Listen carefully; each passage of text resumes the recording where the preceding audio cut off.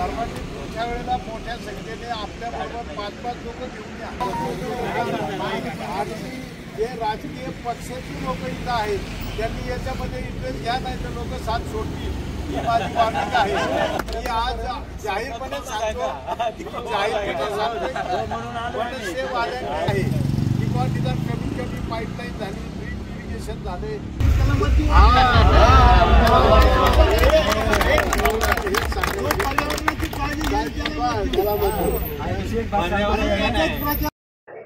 आणि मग त्यामुळं हा शेवटचा पर्याय म्हणून सगळ्या नागरिकांनी निर्णय घेतलेला आहे का की हा मेट्रो इको पार्क कलेक्टर साहेबांनी सप्टेंबर 2023 पासून बंद केलेला आहे, जो की तसं पाहिलं तर right to pollution free environment हा प्रत्येकाचा अधिकार आहे. तर त्या अनुषंगानं तो झाला नाही, तो व्हायलेट झालेला आहे, म्हणून मग हा निर्णय घेण्यात आला आहे, म्हणजे मतदानावर परीक्षा करण्यात आलेला है. जनता के लिए इसको खोला जा रहा है. अंदर पक्षियों की हालत भी खराब है क्योंकि अंदर पक्षियों को पानी की पीने के लिए कुछ नहीं है और पेड़ों को भी प्रॉपर पानी नहीं दिया जा रहा है.